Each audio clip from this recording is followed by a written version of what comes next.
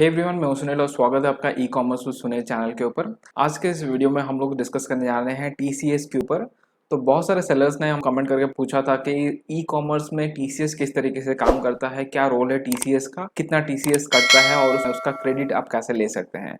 तो बहुत सारे सवालों का यहाँ पे जवाब मिलेगा, आपको कंप्लीट नॉलेज मिलेगा टीसीएस के ऊपर, जिसका मतलब है टैक्स कलेक्टेड एट सोर्स। इसका क्या रोल है ई कॉमर्स में, गवर्नमेंट ने क्यों मैंडेटरी किया है टीसीएस को काटने के लिए, तो टीसीएस के लेन देन में कौन कौन से बायर्स एंड सेलर्स इसमें शामिल होते हैं, ये सारा चीज हम जानेंगे इस वीडियो में। सो वीडियो के एंड तक जरूर देखिएगा, बहुत ही वैल्यूबल वीडियो होने वाला है। ये वीडियो देखने के बाद आपको टीसीएस से रिलेटेड कोई भी यहाँ पे डाउट नहीं रहेगा अगर आप एक ई कॉमर्स सेलर है तो। इसके अलावा भी और कोई आपका डाउट है जीएसटी से हो या फिर इनकम टैक्स से, और भी कोई अगर डाउट है आपका तो नीचे आप कमेंट में जरूर मेंशन करिए, हम उसके ऊपर भी वीडियो जरूर लेके आएंगे।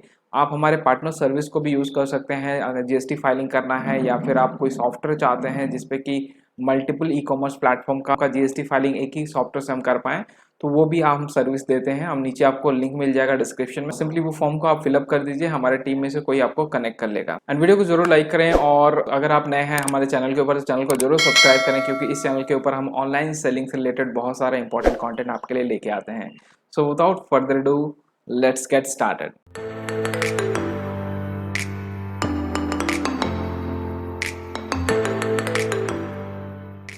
सबसे पहले आप सभी सेलर्स का धन्यवाद हमारे चैनल को इतना प्यार देने के लिए और सपोर्ट करने के लिए, और मैं उम्मीद करता हूँ आपने सब्सक्राइब वाला बटन दबा दिया होगा, अगर नहीं दबाया तो अभी दबा दीजिए उसको। So I am waiting. So thank you for subscribing to the channels and let's move ahead. सबसे पहले यहाँ पर हम डिस्कस करेंगे टीसीएस होता क्या है, टैक्स कलेक्टेड एट सोर्स। तो यहाँ पे देख सकते हैं स्क्रीन के ऊपर, TCS is the tax payable by person which he collects from buyer at the time of sale. तो जब भी कोई सेल होता है, जब बायर कोई सामान खरीदता है सेलर से, तो सेलर क्या करता है, टीसीएस कलेक्ट करता है उस बायर से। ठीक है, तो इसको एग्जांपल से हम समझते हैं। सपोज ए एक सेलर है, ठीक है, ये सामान बेच रहा है, और बी एक बायर है। ठीक है, तो बी बायर है, वो सामान खरीद रहा है। तो टीसीएस कैसे कलेक्शन होता है, टीसीएस कलेक्शन होता है उल्टा, आप बायर से टीसीएस को कलेक्ट किया जाएगा। ठीक है, कौन कलेक्ट करेगा, जो सेलर है वो कलेक्ट करेगा। इसका रेट जो है वो डिपेंड करता है आपके प्रोडक्ट्स के ऊपर, गुड्स के ऊपर, तो वो भी हम समझेंगे किस गुड्स के ऊपर कितना रेट काटा जाता है। और स्पेशली ई कॉमर्स के ऊपर भी हम बात करेंगे, पूरा हम डिटेल कैलकुलेशन देखेंगे। ई कॉमर्स के केस में फ्लिपकार्ट का, मीशो का केस लेके हम देखेंगे किस तरीके से जो आपका टीसीएस से डिडक्ट होता है, कैसे पेमेंट गवर्नमेंट को जाता है, फिर आपके पास कैसे वो एज ए इनपुट क्रेडिट मिलता है। तो टीसीएस जो है वो सेक्शन 206 के अंडर आता है, इनकम टैक्स एक्ट 1961 इसके अंतर्गत ये आता है। तो बहुत पहले से टीसीएस कलेक्शन हो रहा था, बट ई कॉमर्स के केस में ये नया आया है। तो ई कॉमर्स के केस के में भी हम स्टडी करेंगे कब से ये इम्प्लीमेंट हुआ है। अब देखते हैं जो है हु कैन कलेक्ट टीसीएस। तो दीज ऑर्गेनाइजेशन और persons are classified as seller. तो सेलर्स किनको कहा गया है, सेंट्रल गवर्नमेंट को, स्टेट गवर्नमेंट को, लोकल अथॉरिटी, स्टेट कॉर्पोरेशन और अथॉरिटी, कंपनी और registered under the companies act. जो भी company registered under the companies act है, ये भी सेलर्स के अंदर आएंगे। तो ई कॉमर्स के जो मार्केट प्लेसेस हैं सभी इस कैटेगरी में फॉल करेंगे। फिर हो गया पार्टनरशिप फॉर्म, हो गया कोऑपरेटिव सोसाइटी, एनी पर्सन और एचयूएफ। तो ये सारे क्या है, ये सारे हैं सेलर। ये सब क्या कर सकते हैं, जब भी ट्रांजेक्शन कोई होता है तो बायर से ये टीसीएस को कलेक्ट कर सकते हैं, राइट।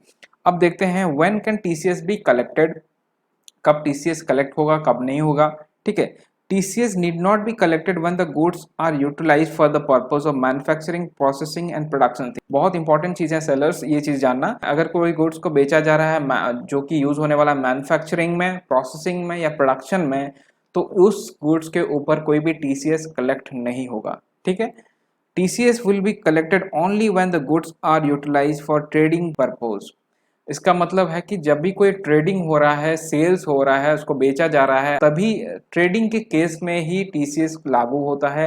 अगर गुड्स को लिया जा रहा है प्रोडक्शन के लिए, मैन्युफैक्चरिंग के लिए, तो उस केस में बिल्कुल लागू नहीं होगा। तो ये चीज़ का हमेशा ध्यान देगा। आप ऑफलाइन केस में भी अगर कोई सेलर आपसे टीसीएस काट रहा है, तो इन दैट केस आपको वहाँ पे देखना पड़ेगा कि ये हम ट्रेडिंग कर रहे हैं गुड्स का, या फिर उसको यूज़ किया जा रहा है प्रोडक्शन में। इन दैट केस अगर गलत जगह में टीसीएस काटा जा रहा है तो फिर आप केस फाइल कर सकते हैं। From whom TCS is collected. तो यहाँ पे जो बायर है वो कौन है, यहाँ पे समझेंगे। तो TCS is collected from a buyer who is an individual. एक इंडिविजुअल हो सकता है, ए सिंगल एंटिटी हो सकता है, एंड ऑब्टेन गुड और even rights of receiving goods at sale, tender, auction and other modes. मतलब किसी भी ट्रेडिंग पर्पस के लिए अगर गुड्स वो ले रहा है, बायर ले रहा है, तो वो एक इंडिविजुअल हो सकता है, कोई भी एंटिटी होता है, कोई ऑर्गेनाइजेशन हो सकता है, कोई बिजनेस हो सकता है, ये सारे लोग बायर्स के कैटेगरी में आएंगे। From whom TCS is not to be collected, TCS का कलेक्शन किससे नहीं होगा, तो यहाँ पे जितने भी लिस्ट में मेंशन है ये बायर्स के कैटेगरी में नहीं आएंगे। तो कौन कौन नहीं आएगा, पब्लिक सेक्टर एंटिटीज कोई नहीं आएंगे, central government, state government, embassy of high commission, consulate, club, तो ये सारे जितने भी ऑर्गेनाइजेशन है यहाँ पे, ये कोई भी बायर का कैटेगरी में नहीं आएंगे, इनसे कोई भी टीसीएस का कलेक्शन नहीं होगा। तो ये चीज हम लोग को क्लियर हो गया कि टीसीएस का जो सिस्टम है इसमें सेलर्स कौन होता है, बायर्स कौन होता है, कौन किसको बेच सकता है, और किस केस में यहाँ पे टीसीएस का कलेक्शन नहीं हो सकता है। ठीक है, अब आगे बढ़ते हैं हम लोग। ई कॉमर्स के लिए ये कब इम्प्लीमेंट हुआ था, तो ये ई कॉमर्स के लिए इम्प्लीमेंट हुआ था 2018 में।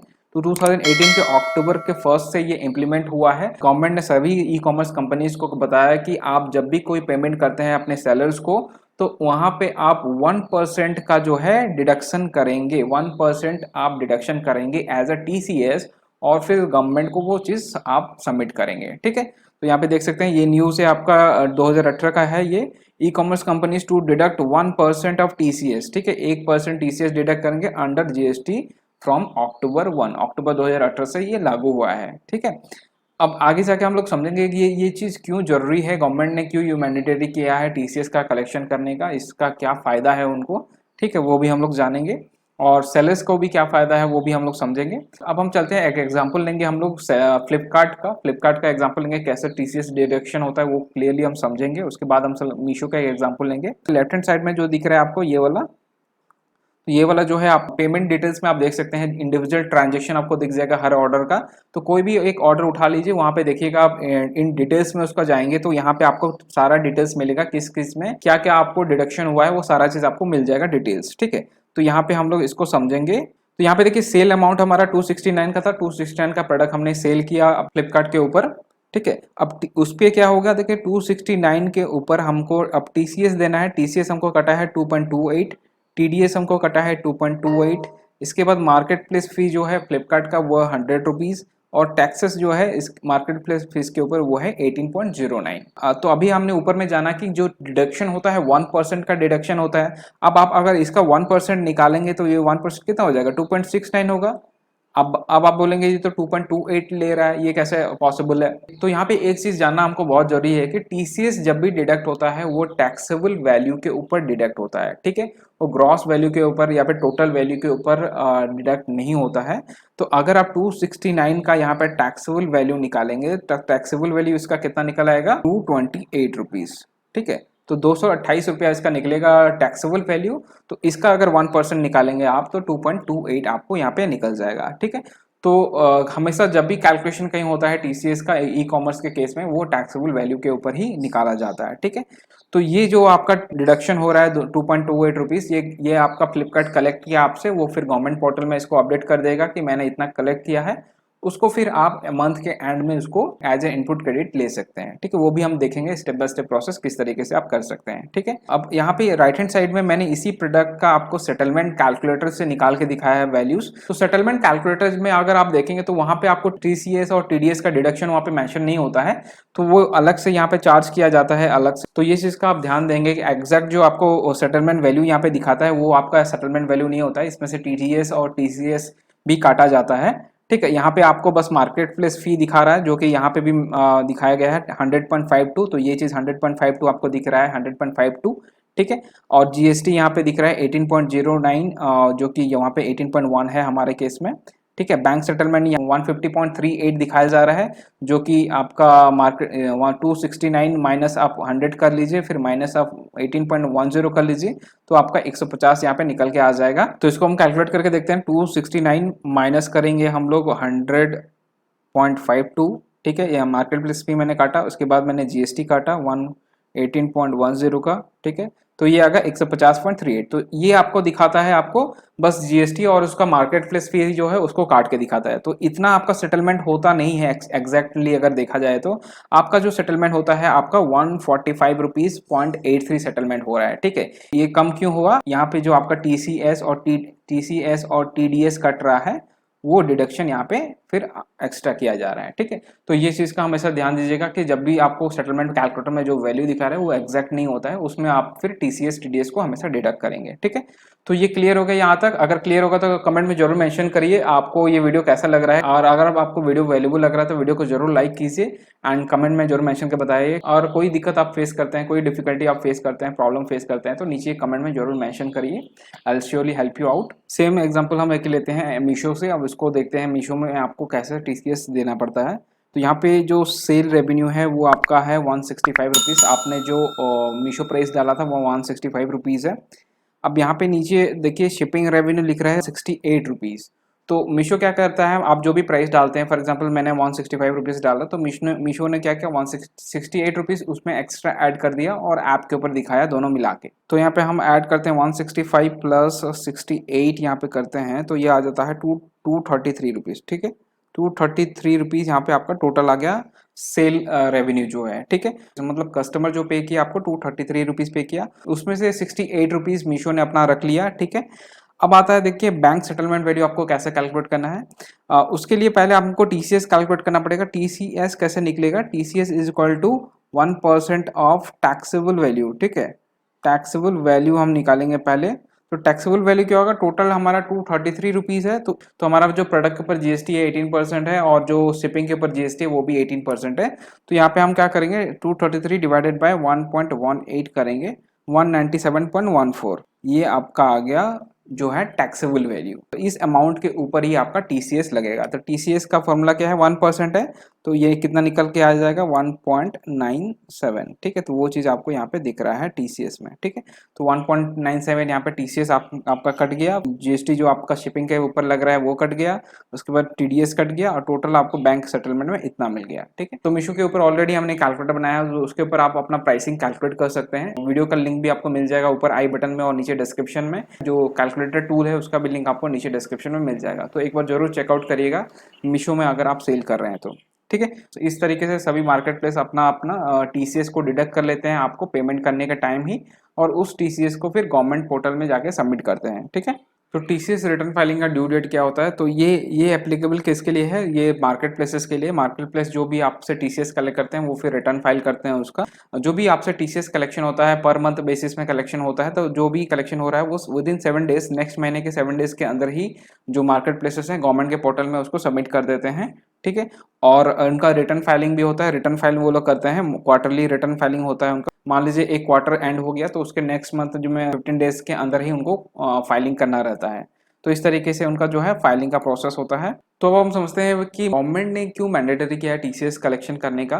तो इसका सबसे पहला इंपॉर्टेंट रीजन ये है, पहले क्या होता था कि कितना सेल्स हो रहा है मार्केट प्लेसेस के थ्रू, कौन सेलर्स कितना सेल कर रहा है वो पता ही नहीं होता था, उसका फिगर आउट करने का कोई तरीका नहीं था। तो गवर्नमेंट ने टीसीएस मैंडेटरी इसलिए किया कि ताकि आपका जितना भी सेल्स हो रहा है उसके ऊपर 1% कलेक्शन हो रहा है। मान लीजिए अमेजोन ने 100 रुपया आपसे कलेक्ट किया एज अ टीसीएस और गवर्नमेंट के पोर्टल पे सबमिट किया, तो गवर्नमेंट को ये पता चल गया कि 100 रुपया जो सबमिट हुआ है मतलब वो 1% है, तो इसका 100 गुना मतलब आपका 10,000 रुपया जो है आपका सेल्स हुआ है, उसमें से 100 रुपया जो कि 1% है वो गवर्नमेंट पोर्टल पे सबमिट हुआ है। तो इससे उनको ये पता चल गया कि आपने कितना सेल्स किया है, और फाइनली आप जो जीएसटी फाइलिंग कर रहे हैं वो उसमें आप सेल कितना दिखा रहे हैं वो भी उनको पता चलेगा गवर्नमेंट। तो कोई भी मिसमैच होगा तो यहाँ पे आपको पकड़ सकते हैं जो भी सेलर्स ऐसा कुछ कर रहे हैं। तो ठीक है, तो कभी भी आप सेल्स फिगर में कभी भी गलत मत फिगर दिखाइएगा, हमेशा टैली करके देखिएगा। मैं आपको बताऊंगा किस तरीके से आप टैली कर सकते हैं जीएसटी पोर्टल में। सेल्स डेटा में जो गड़बड़ी पहले हो रहा था वो अब से बंद हो गया है 2018 से, जब से टीसीएस कलेक्शन होने लगा है। तो अमेजन ने अगर ज़्यादा सेल्स दिखाया आपने कम दिखाया तो जाहिर सी बात है आप कुछ छुपा रहे हैं, पता चल जाएगा। ठीक है, तो इस चीज़ के लिए ये मैंडेटरी हुआ है गवर्नमेंट के द्वारा। नेक्स्ट क्वेश्चन जो बहुत सारे सेलर्स पूछते हैं कि अगर कोई प्रोडक्ट रिटर्न आ जा रहा है तो उसके ऊपर भी टीसीएस कलेक्शन होता है क्या। तो इसका जवाब है टीसीएस आपको रिटर्न्स के ऊपर कलेक्शन नहीं होता है, आपका जो नेट सेल है उसके ऊपर ही कलेक्शन होता है। मान लीजिए आप 10,000 का सेल किया, 2,000 उसमें रिटर्न आ गया तो 8,000 के ऊपर ही आपको टीसीएस देना रहता है और आपको रिटर्न्स के ऊपर नहीं रहेगा। ठीक है, तो ये चीज़ नोट कर लीजिएगा। पूरा आर्टिकल का लिंक मैंने दे दिया है नीचे डिस्क्रिप्शन में, पूरा टीसीएस के बारे में उसमें समझाया गया, आप पूरा उसको पढ़ सकते हैं, आप उसको पूरा रीड आउट कर लीजिएगा एक बार ये वीडियो देखने के बाद। ठीक है, अब चलते हैं हम पैनल के ऊपर और देखेंगे किस तरीके से हम अपने टैली कर सकते हैं अपने सेल्स डाटा को टीसीएस के साथ, और किस तरीके से हम टीसीएस का जो इनपुट क्रेडिट है उसको क्लेम करेंगे। तो अपने जीएसटी पोर्टल पे आप लॉगिन कर लीजिए। लॉगिन करने के बाद यहाँ पे देखिएगा डैशबोर्ड के बगल में सर्विसेज दिखेगा, सर्विसेज में जाइएगा। सर्विसेज में आपको चलना है रिटर्न्स के में, रिटर्न्स में नीचे में आपको दिख जाएगा TCS and TDS credit received. ठीक है, सिंपली इसके ऊपर क्लिक कर दीजिए।